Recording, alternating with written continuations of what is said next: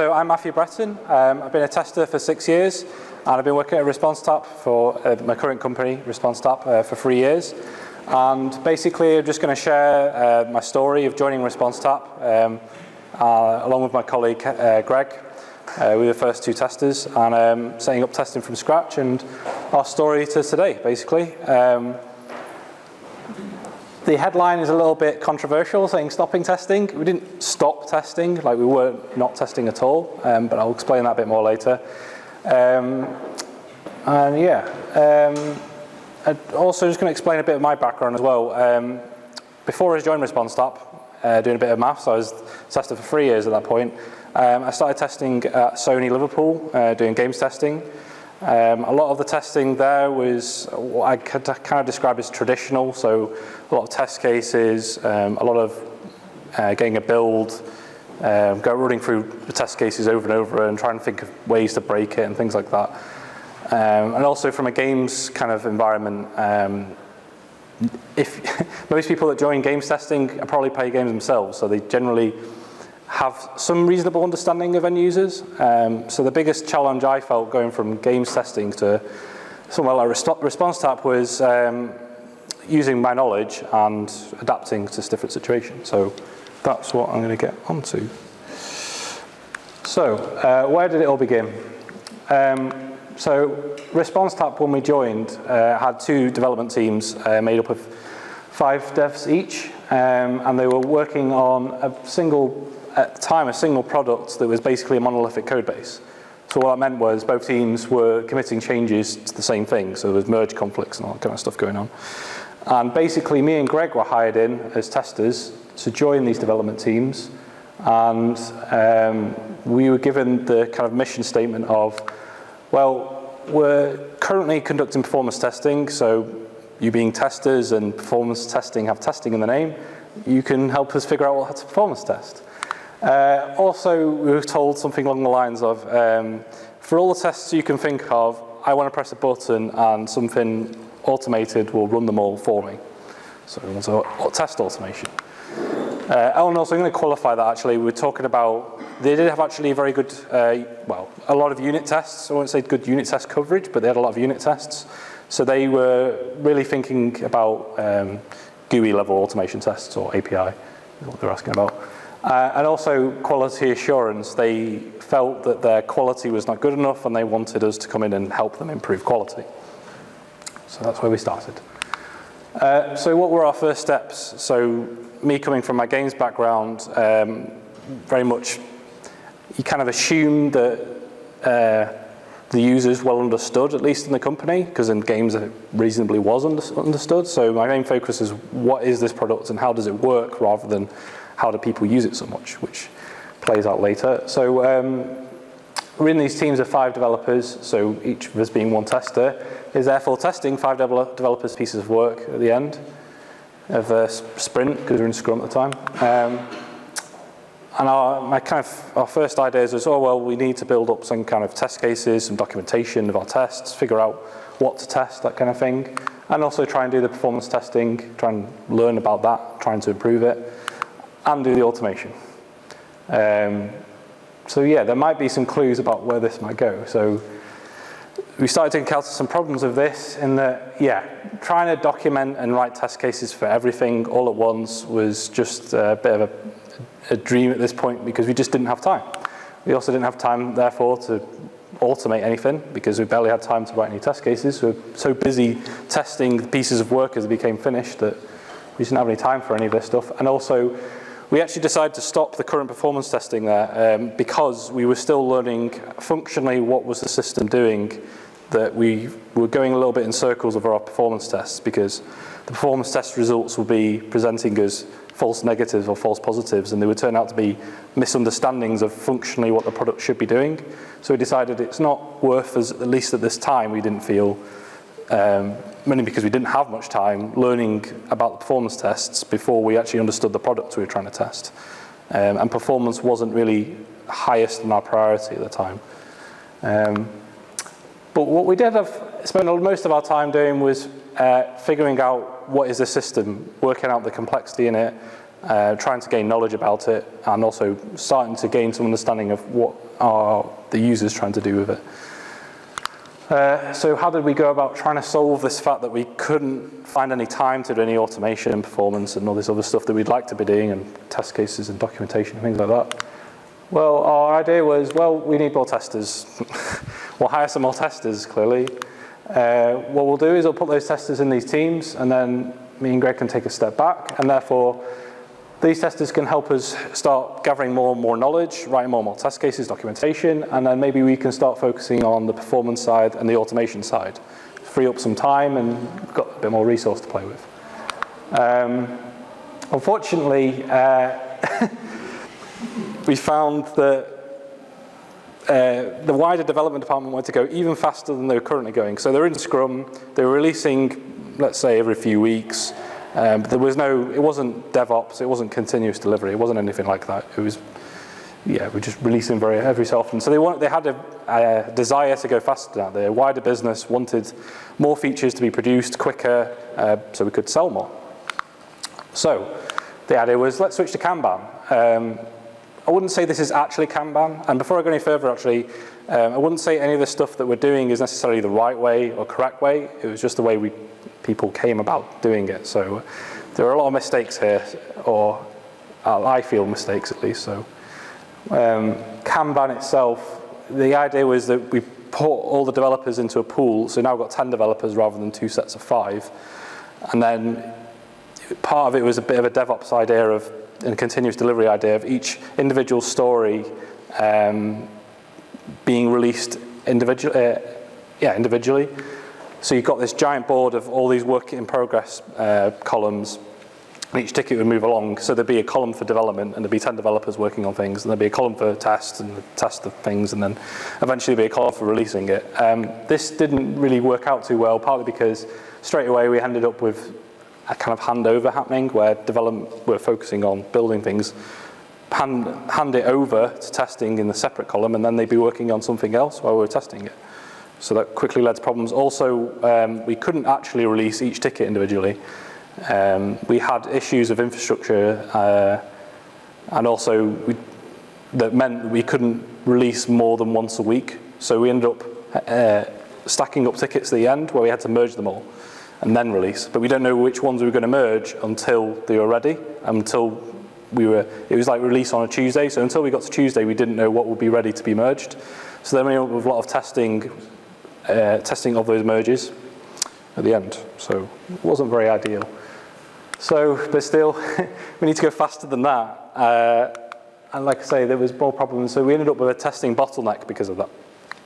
We've got 10 developers pumping out loads of work, not really doing a lot of testing themselves on it, because, well, there's a testing column for doing the testing.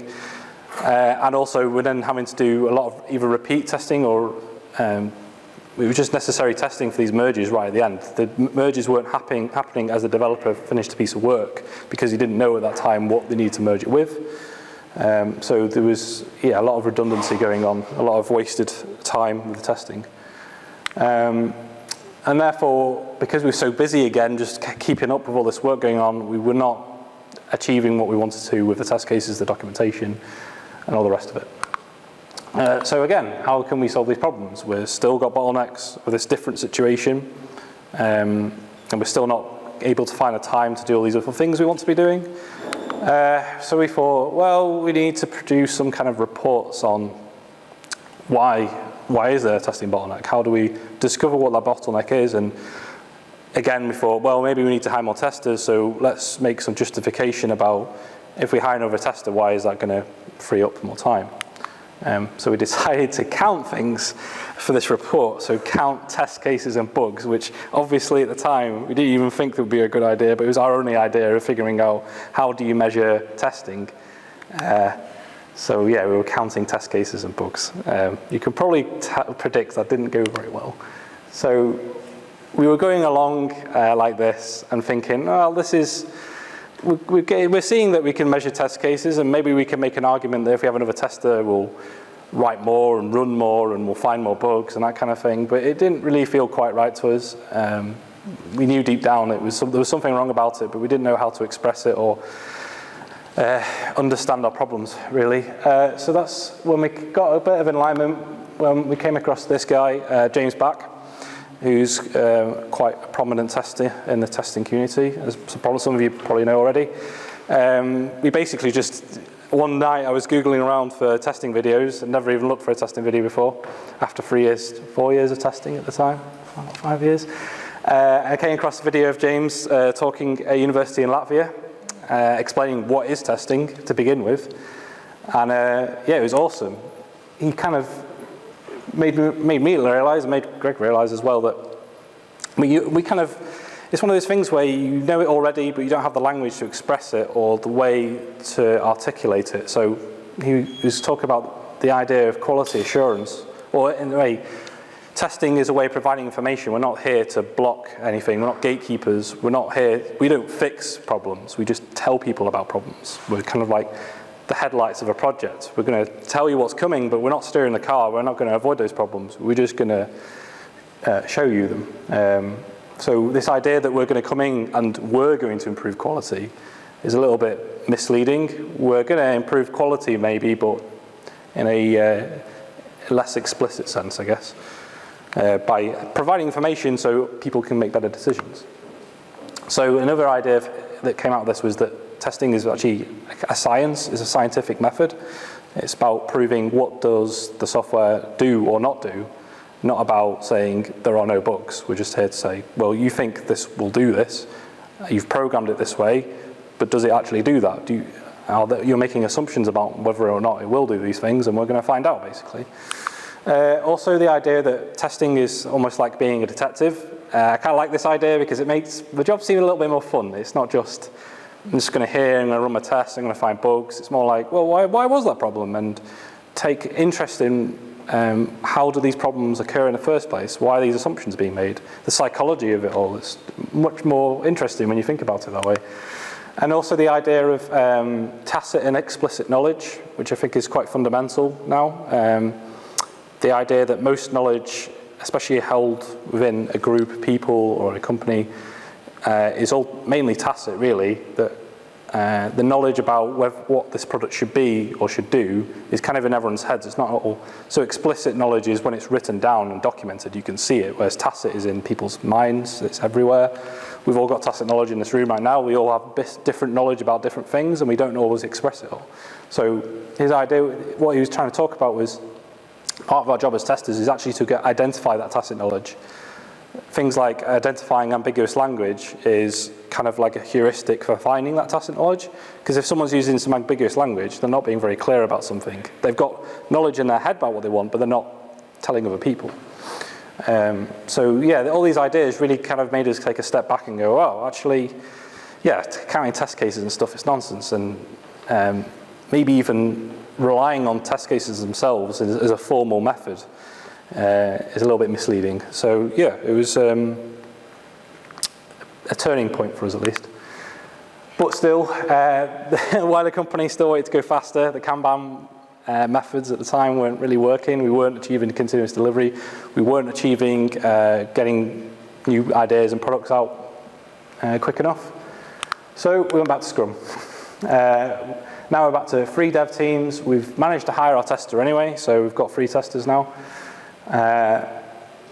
And yeah, we're now going to change it a little bit, and we're not going to say to our testers, you have to write test cases, fill in these reports, say how many you've run, all this kind of stuff. We've realized it wasn't really about that. We wanted to use a little bit more of a liberal method of saying, we trust you to do the testing. We don't have the time really to go through every test you've done and every test case and say that was right, that was wrong. We left it a little bit more up to the testers themselves to decide what to test and how to document it.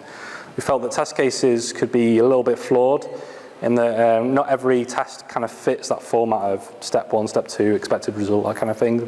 There could be other ways of expressing tests, and we felt it might be useful to start exploring that rather than mandating a certain way of doing testing.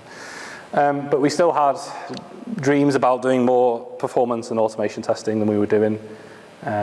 We still didn't feel we had the time. We were still trying to figure out, even then, what is this product? Where is this knowledge? Now that we understood about tacit and explicit knowledge, how can we get better at that? How can we find more of this knowledge? So yeah, we still get an extra tester. So we decide, well, now we can dedicate their time to the automation and performance testing. So I didn't actually quite explain, although we weren't quite achieving the automation performance testing that we wanted, we were still achieving a little bit, but it wasn't to a state where we were actually being able to use it for anything. It wasn't providing any value. So actually when we got an extra tester, we actually started to get some value out of it because we had someone regularly running them and maintaining them and improving them. But still, even now we've gone back to Scrum and it's still not fast enough. We still want to get to this continuous delivery idea, and we're still limited at this time by we can only release on Tuesday and this kind of thing. So the wider development department decided, well, one of the things that's preventing us releasing more often is the fact that we've got a monolithic code base. So we're now going to switch to microservices, or SOA, service-oriented architecture. So we can break up this code base and say, this little bit here is just going to do one thing. So if we want to release a small change to it, we only have to release that one thing rather than release this whole full stack. And we're less concerned about the risk then of changing that little thing. It's going to affect these other things so much. Of course, there's still risk there, but I'll get to that later. And then the ideas of lean agile as well. So rather than saying, we want to do this, we want to build this idea, we know customers want it, we're going to spend 6 months building it, and then we build it and then realize, actually, no customers want this, no one's using it, no one's paying for it, it's a waste of 6 months. So the idea is, why don't you iteratively just release something that maybe doesn't quite achieve what the customer wants, but it's enough to give you some information about, is this a good idea? Should we continue? Should we, the idea of pivoting basically, so we release something, we measure whether that was a success, are customers using this, or is it failing in some way, and then we review, is this worth pursuing? Should we continue this idea, or should we throw it away, or should we adapt it a little bit? Do we still believe there's some value, but we've just not found it yet? So yeah, these are some of the ideas to bring it in. So therefore, now how it looks today is we've got the team still like they were, however, each team is responsible for an individual service, in theory. So then we started to think, well, now we can focus a little bit better on each team doing their own testing, so their own performance and automation, and also security testing. We realized we need to be doing security testing as well. There's a whole area there that we've not addressed properly. So yeah, each team and each service now conducts their own testing, as well as having a wider, we call it a regression team, and I don't like the word regression like that, but a wider test team that covers kind of the full stack. So we've got all these services, but we still want to test the services integrating with each other and talking to each other. So yeah, this is how it looks today. So how is this better than before? So when we started and we just had 2 of us with 5 devs in each team, and we were wanting to write test cases and all this kind of stuff, what's changed really, and why is it better? Well, the idea that we're here to just improve the quality or assure the quality in some way, we've changed that idea. We're not here to just do that. We're here to promote quality in a different way. We're not going to say, this product is great, you can ship it. We're going to say, well, we're going to look for ways to help other people improve the quality of their work. So helping developers, for example, test. Helping product owners recognize ambiguous language or improve their requirements. Try and promote quality that way rather than this kind of waterfall effect where all the work gets done and then we go, oh, that doesn't look quite right. We're going to try and do less of that and try and think of more effective ways to improve quality. We're going to stop counting, or counting test cases at least. Counting some things can be useful, of course, but counting test cases and defects wasn't a good idea, so we've stopped doing that. That was just a complete waste of our time. We gained nothing from that. We're now viewing testing a little bit more as a scientific approach in what we're doing. We're not here to say, this is a bug, this is not a bug. We're here to say, here's some information. We're going to try and, we can provide our kind of advice on whether we think this is a bug or not, but we're not going to be definitively saying this is a bug, because it's not up to us. What we think is a bug, a customer might not. What we think isn't a bug, a customer might think is a bug.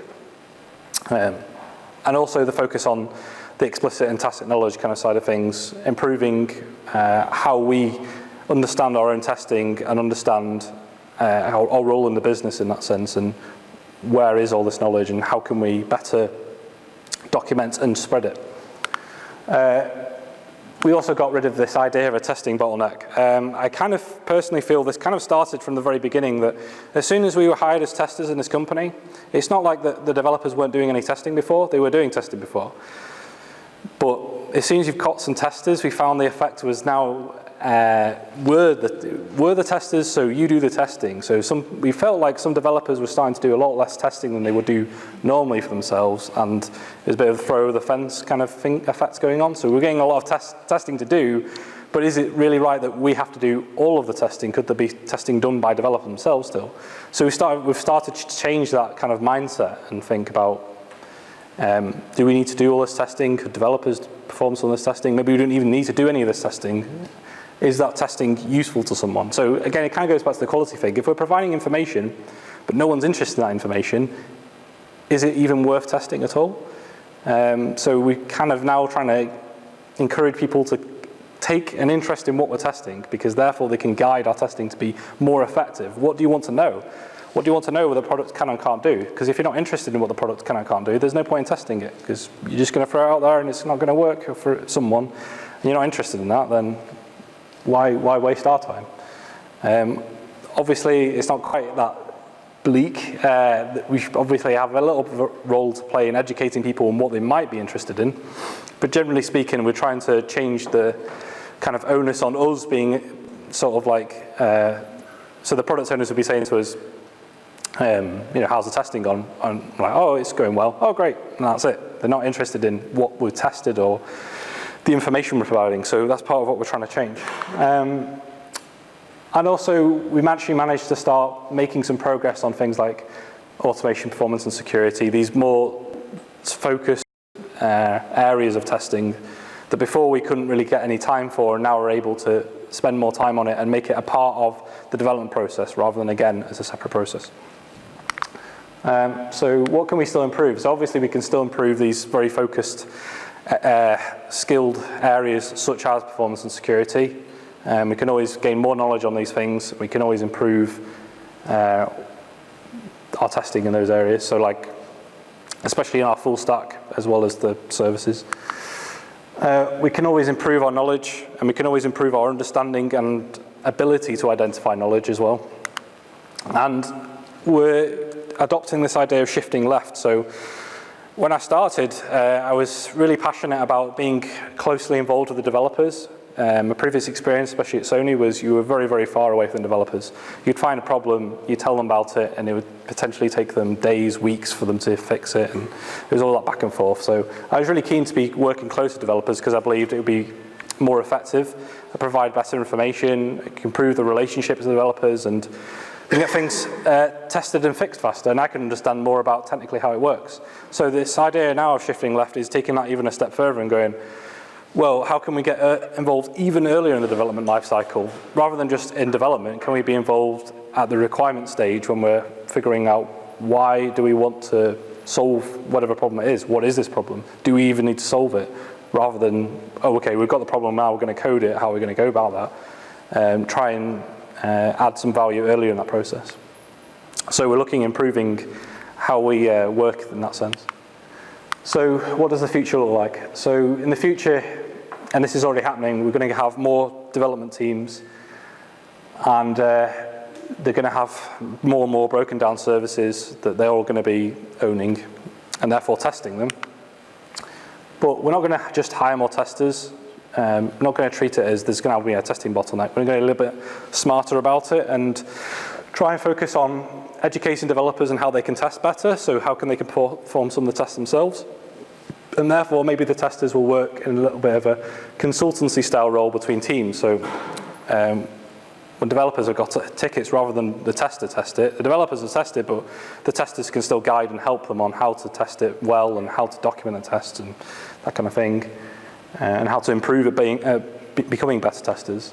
The reason we're doing this is therefore it frees up an extra tester for us to focus on the full stack. So now we've moved to this service style, microservices style architecture. we felt the risk now is not so much those services, because the idea is it's simpler for those services, there's less to consider. The thing is, there isn't less to consider. The complication is now moved away from those services, and it's the business, basically, the complex business logic that you had in that monolith is still there. It's just now spread about across all these services. So we felt, well, now the risk is that the developers will be really good at testing those services, but they're not going to be so inclined to run a full stack of all the other services. They kind of don't want to care about what other teams are doing with those other services. They want to make them separate and abide by contracts.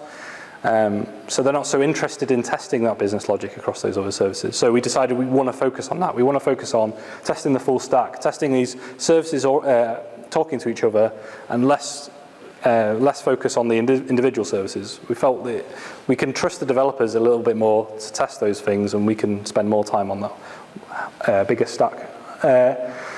So therefore, we can spend more time focusing on full-scale performance tests and GUI level automation tests and security tests and things like that. So that's how it might look in the future. So what are the biggest lessons I've learned from this experience? I felt like I've changed a lot as a tester from working here. I've gone from thinking I need test cases, I need a test case management thing, I need to write them a certain way, I need to document everything I do, I'm going to find the bugs and all that kind of stuff, to being a little bit more exploratory, a bit more adaptive, and treating my testing as a learning experience. Everything I do is learning about testing, about the product, about people, the psychology, how it all works together, loads of things. So yeah, no longer am I going to be quality assuring in the same way. Now, it may be in a different situation, in a different company, maybe I would, maybe we do need that. I can imagine in a banking sector, for example, we may need some tests that we have to run, we have to assure that it's definitely going to work that way. But at least in this agile environment, it's less about that and more about providing some information. Are we doing the right thing? Are we going to be a success? Less about test cases, maybe more about other ideas of how to document tests and design tests. So we've started exploring things like mind maps to come up with test coverage ideas and things like that, rather than saying your tests have to be in this structure and everything has to fit in the structure. We're being a little bit more adaptive to how our testing approach. Trying out new ideas, listening to the community. Stop counting things, which are covered. Being more scientific about it and having more fun with my testing. Learning my job can actually be fun to do. It's not just a job, it's actually, there's a lot of things about it that can be very interesting, from psychology. For example, if we're providing information and we want to gain more knowledge, we need to ask a lot of questions. So it kind of serves us to improve our quality of questions. So then there's a whole area to look into. It's kind of like a journalism level of how can we ask better questions to get better answers. I also learned there's a testing community. I learned that 9 months ago, I think it was. It's crazy to think about now, to do a job for 5 years and not think that actually there's other people doing testing out there. Maybe they've come across the same problems, maybe they come up with some ideas that are different or better. And that was a massive turning point, really. It's, again, made me enjoy my job. It's maybe change how I've approached some things, try out some ideas, and just learn a whole lot more. And also become more confident about talking about testing, actually. I think that's quite important. I think sometimes as testers, we don't really explain what we do very well, which then leads to this, well, you'll just test us, and you'll test this thing, and you'll tell us it's all good. So discovering actually better ways to articulate testing and therefore educate people about what we can provide, and try and break all these barriers about, well, you're just a tester, why do you need to be in this meeting, and that kind of stuff. Tacit and explicit knowledge, I've mentioned it a lot. I've learned a lot about, again, articulating what do I want to do, how do I achieve documenting these ideas and knowledge, coming across ideas like tacit and explicit knowledge are useful to articulate these kind of things in my head that I'm like, well, I know that someone knows something, but I don't know how to explain that they're not being explicit, I guess. The shifting left idea, so it's not just about getting more closely involved with developers, but we can get closely involved even earlier than that with product owners and even before. And yeah, the performance and security testing and things like that, it's easy at first to feel like, you know, just because it's got the testing in the name, it doesn't mean I know all about it. It seems really technical. There's, especially security testing, I think at first you start looking into it and you think, well, I'm not a hacker, how can I even go about this? And I think one of the biggest lessons I've learned is, even if you can't do comprehensive security testing, not that anyone can do comprehensive testing of anything, but even if you can't think of everything, it's not really about that. It's the little contributions you can make. Just learning a little bit about security and performance testing and starting to introduce it will make a difference. You don't have to do everything all at once, and it is possible to pick up a few little pieces like that and make a difference. So start making progress and starting to understand what are you missing, rather than thinking, well, we're missing all performance testing. It's like, well, now I understand a little bit more about performance testing. I realize what skills I'm missing and maybe what knowledge I want to bring in. And that's pretty much it. One last thing as well, before everyone leaves, if you want to provide feedback, the feedback box is straight there. Remember that. Yeah, that's it.